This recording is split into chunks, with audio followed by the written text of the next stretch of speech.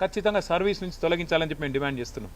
అట్లాగే వాళ్ళకి గిన్న న్యాయం చేయకపోతే నేను వాళ్ళందరికీ మాటిస్తా ఉన్నా, మళ్ళా పోతాం సుప్రీంకోర్టు అవసరమైతే.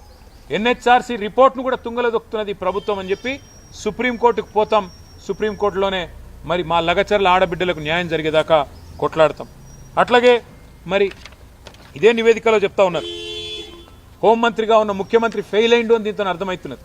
మరి హోంమంత్రి ఇప్పటివరకు నోరిప్తలేడు, ముఖ్యమంత్రి నోరిప్తలేడు. జరిగిన భూసేకరణ కూడా తప్పుడు పద్ధతిలో చేసినారని చెప్పి ఎన్హెచ్ఆర్సీ చెప్పింది. చట్ట ప్రకారం కాకుండా పోలీసుల దౌర్జన్యంతో, మానవ హక్కుల ఉల్లంఘనతో ఈ భూసేకరణ జరిగిందని చెప్తా ఉన్నారు. అందుకే నేను డిమాండ్ చేస్తా ఉన్నా, మీరు కనుక భూసేకరణ రద్దు చేయకపోతే మాకు సమాచారం ఉంది, హైకోర్టులో స్టే ఉన్నప్పటికీ మీరు చాటుమాటుకు చేసుకుంటా పోతా ఉన్నారు. ఖచ్చితంగా అది కూడా బయటికి వస్తుంది. తప్పకుండా మళ్ళొక్కసారి కోర్టు ద్వారా కంటెంప్ట్ కూడా మీరు ఎదుర్కొంటారు. చిన్న పిల్లల మీద, విద్యార్థుల మీద, ప్రభుత్వ ఉద్యోగుల మీద, అక్కడ లేని వారి మీద కూడా కేసులు పెట్టినారని చెప్పి ఎన్హెచ్ఆర్సీ చెప్పింది. మరి ఇప్పటికైనా మా ఆరోపణలన్నీ వాస్తవాలు, మేము చెప్పిన ప్రతి మాట వాస్తవం అని చెప్పి, బీఆర్ఎస్ చేసిన వాదన వాస్తవం అని చెప్పి ఎన్హెచ్ఆర్సీ ఏదైతే నివేదిక ఇచ్చిందో దానికి నేను ఎన్హెచ్ఆర్సీకి కూడా నేను ధన్యవాదాలు తెలియజేస్తా ఉన్నా.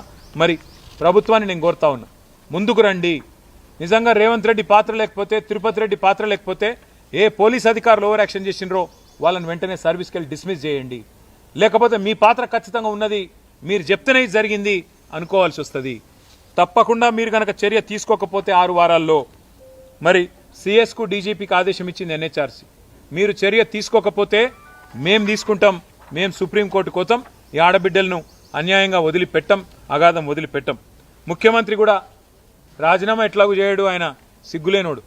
కానీ క్షమాపణ చెప్పాలి. ఏ ప్రజలైతే నీ కోట్లేసి గెలిపించారో, ఏ కొడంగలు వాళ్ళని ఈ తీరుగా కొట్టినందుకు, ఆడబిడ్డల మీద చేసినందుకు నిజంగా నీకు సిగ్గుంటే క్షమాపణ చెప్పమని చెప్పి కూడా నేను రేవంత్ రెడ్డిని డిమాండ్ చేస్తా ఉన్నాను.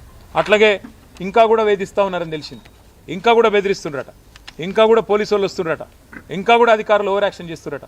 వాళ్ళందరికీ నేను చెప్తున్నా, ఎవడెవడైతే ఓవర్ యాక్షన్ చేస్తుండో 3 ఏళ్లలో మా గవర్నమెంట్ వస్తుంది, రాసి పెట్టుకుంటాం.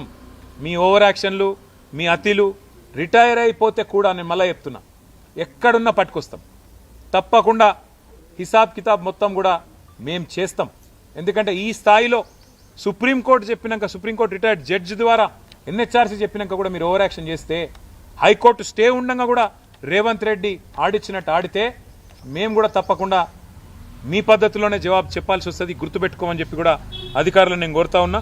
మరి బీఆర్ఎస్ పార్టీ లగచర్ల బాధితులకు గతంలో అండగా ఉంది, మొన్న అండగా ఉంది, ఈరోజు అండగా ఉంది, రేపు కూడా వాళ్ళకి న్యాయం జరిగేదాకా అండగా ఉంటాం, నిలదీస్తూనే ఉంటాం.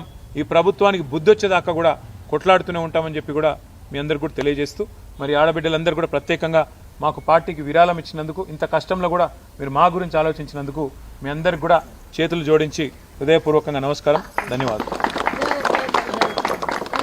Thank you.